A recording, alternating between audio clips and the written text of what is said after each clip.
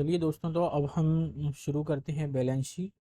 Balance sheet को समझने से पहले आपको कुछ बातें मैं बताना चाहूँगा। वो इस प्रकार हैं। बैलेंस शीट ये एक व्यापारी या एक दुकानदार तब बनाता है जब वो ये जानना चाहता है कि आज के दिन एज ऑन पर्टिकुलर डेट, जैसे कि आज तारीख है 13 जुलाई 2023।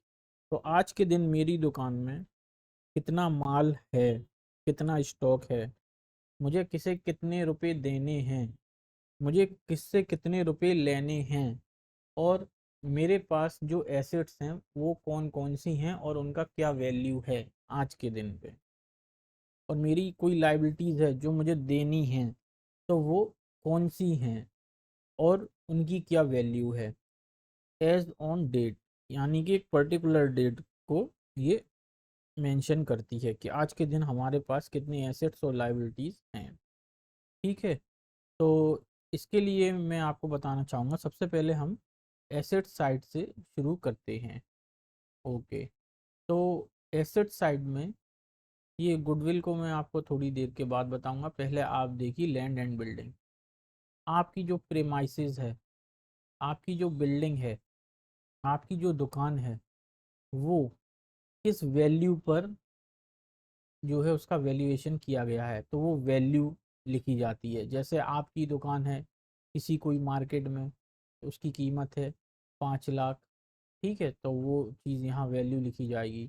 आपकी दुकान में किस तरह के क्या क्या इक्विपमेंट हैं जो कि ट्रेडिंग करने के लिए यूज़ होते हैं, तो उन इक्विपमेंट्स की वैल्यू यहाँ पर लिखी जाएगी। आपकी दुकान में किस तरह का फर्नीचर है ना, उसकी क्या वैल्यू है, वो यहाँ एसेट साइड में लिखी जाएगी। आपके पास कोई मोटर कार है या फिर आपके पास कोई बाइक है, उसकी क्या वैल्यू है आज के दिन। जैसे कि आपने 10 साल पहले कोई मोटर कार ली थी, जाहिर सी बात है उसकी वैल्यू अब रेड्यूस होकर अगर 10 लाख की लिए तो 5 लाख, 6 लाख या 4 लाख जो भी हो वो है, तो वो लिखा जाएगा। ऐसे ही आज के दिन आपकी दुकान में कितने का स्टॉक है, पूरी दुकान जो है उसमें कितने का माल है, उसकी वैल्यू यहाँ लिखी जाएगी।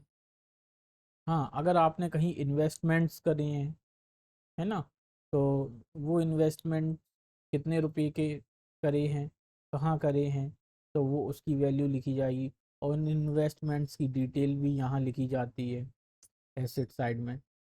आपने किसी को माल उधार बेचा है तो आपके जो डेटर्स हैं, उन डेटर्स से आपको कितना रुपया लेना है इन टोटल, तो यहाँ इन टोटल आप लिखेंगे उनका अमाउंट।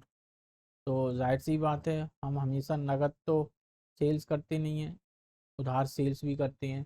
तो मानो हमने जितने की भी उधार सेल्स करी है, आज के दिन हमें किससे कितना रुपया लेना है, तो उसकी वैल्यू यहाँ हम लिखेंगे एसेट साइड। ये बिल्स रिसीवेबल एक टॉपिक है, बिल्स ऑफ एक्सचेंज। जब वो आप पढ़ेंगे तो उसके बारे में आपको पूरी नॉलेज दी जाएगी। उसका भी अमाउंट यहाँ लिखा जाता है। कुछ इस तरह की इनकम्स होती हैं एक्रियूड। अच्छा, इस पर्टिकुलर टॉपिक पर भी मैं वीडियो बना दूंगा आपके लिए। जैसे कि एक्रियूड इनकम्स होती हैं, अनएक्रियूड इनकम होती है, आउटस्टैंडिंग एक्सपेंस होता है, प्रीपेड एक्सपेंस होता है, इनका क्या नेचर होता है और ये क्यों होते हैं, तो इसकी भी आपको पूरी डिटेल दी जाएगी। ओके। तो अभी के लिए तो हम तो अभी के लिए तो आप केवल इतना याद रखिए कि एक्रियूड इनकम अगर कोई है तो वो एसेट साइड लिखी जाती है। ओके। और अगर कोई प्रीपेड एक्सपेंस है तो वो भी एसेट साइड ही लिखा जाता है। अच्छा, prepaid expense, accrued income, unaccrued income, outstanding expense, ये मैं आपको बताना चाहूँगा कि ये जो हैं पर्सनल रिप्रेजेंटेटिव नेचर के होते हैं। ओके। तो नेचर तो आपको अकाउंट्स के पता ही होंगे, जैसे कि रियल अकाउंट्स होता है ना, और आपका कौन सा होता है नॉमिनल अकाउंट, और फिर पर्सनल अकाउंट। तो रिप्रेजेंटेटिव नेचर के होते हैं ये आपके, ये 4 अकाउंट जो मैंने बोले हैं। इनके बारे में भी मैं एक वीडियो बना दूंगा, तो आप जो है आराम से उसकी भी नॉलेज ले सकते हैं। ऐसे ही कैश आज के दिन आपकी गुल्लक में कितना है, आपके हाथ में कितना है, तो कैश इन हैंड। आपके बैंक में आज के दिन कितनी बैंक में कैश जमा है, तो उसकी डिटेल बैलेंस शीट में लिखी जाती है। ओके, तो ये आपका रहा एसेट साइड। अब बात करेंगे एसेट साइड में ही हम गुडविल की। तो ये जो गुडविल होती है ना, गुडविल आप ऐसे समझिए जैसे कि आपने दुकान कर रखी है कहाँ, कनॉट प्लेस जैसे एरिया में, दिल्ली का कनॉट प्लेस, जो कि बहुत ही पॉश इलाका है। मानो आप दुकान कर रहे हैं वहाँ पर 50 सालों से, ठीक है, आपके बाप दादाओं की दुकान है, 50 साल पुरानी दुकान है, लेकिन उसमें माल भरा हुआ है 20 लाख का। ओके, और दुकान की भी वैल्यू मैं मान ले रहा हूँ, चलो 80 लाख होगी, और 20 लाख का आपका उसमें माल भरा हुआ है, ठीक है, तो अप्रोक्स 1 CR की वैल्यूएशन हो गई।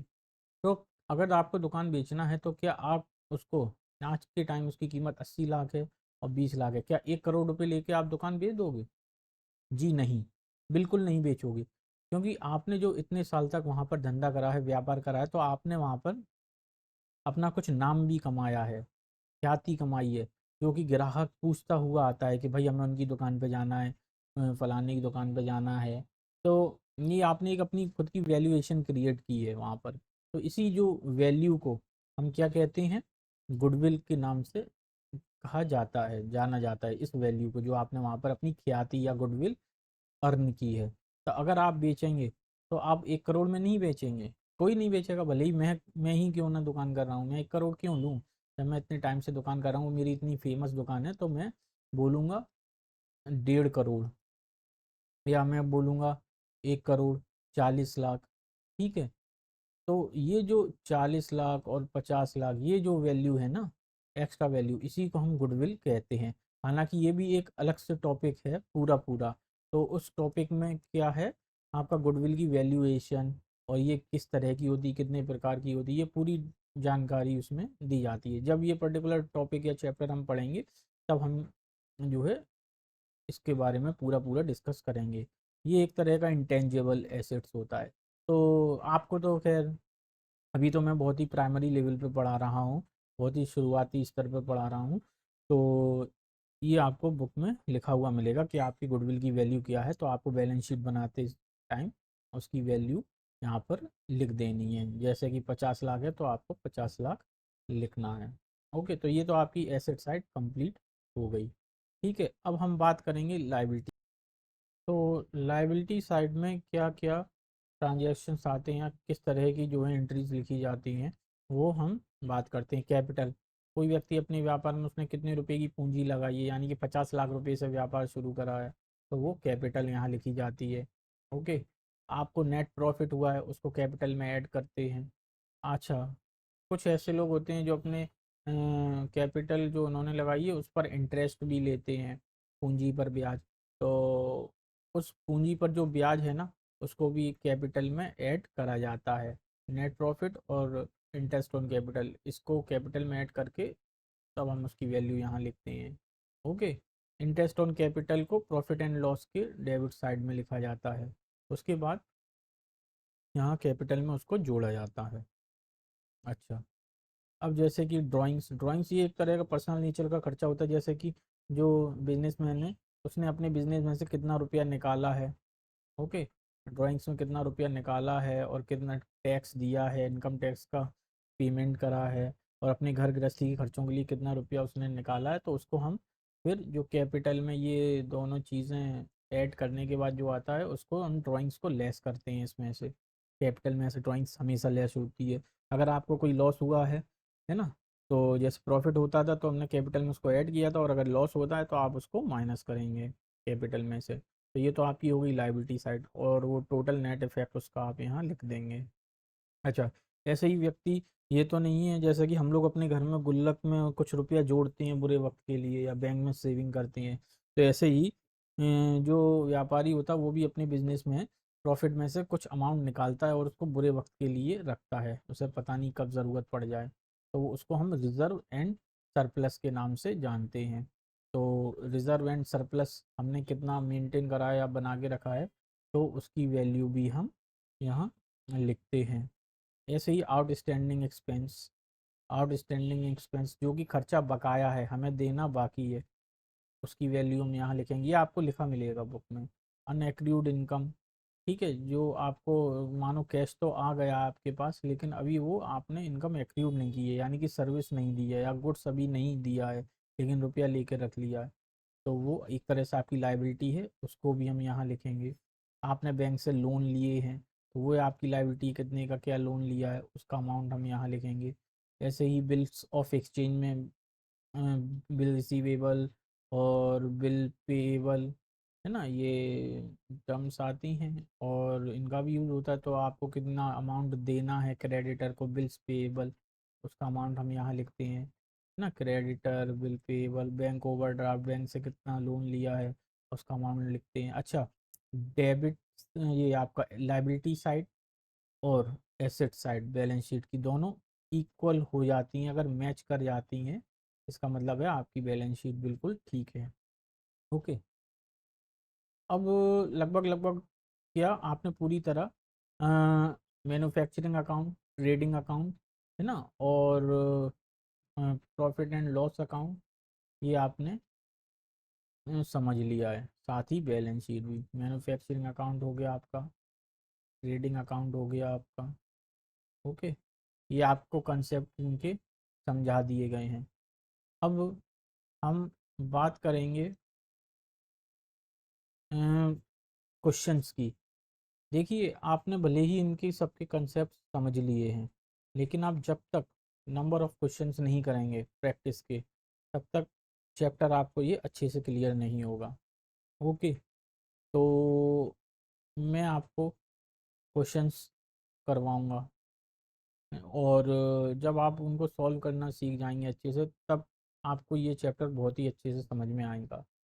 और अभी ये जो मैंने आपको फाइनल अकाउंट्स कराए हैं, ये विदाउट एडजस्टमेंट हैं, और विद एडजस्टमेंट मैं आपको तब कराऊंगा जब ये इनके नंबर ऑफ क्वेश्चंस में आपको करा दूंगा विदाउट एडजस्टमेंट के प्रैक्टिस क्वेश्चंस। उसके बाद फिर हम शुरू करेंगे फाइनल अकाउंट्स विद एडजस्टमेंट्स, और फिर उसके भी number of practice of questions कराएंगे, तब जाके ये आपका चैप्टर कंप्लीट होगा।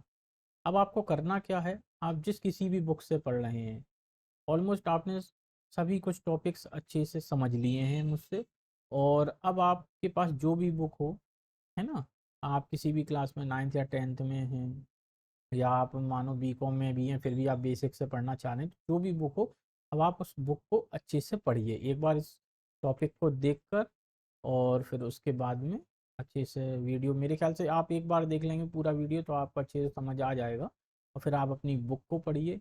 और उसके बाद अब हम नेक्स्ट पार्ट में, पार्ट 2 में जो है नंबर ऑफ क्वेश्चंस करेंगे प्रैक्टिस के। ओके, तो चलिए, ठीक है, अब हम आपसे विदा लेते हैं, मिलते हैं नेक्स्ट वीडियो में। Okay, thank you so much.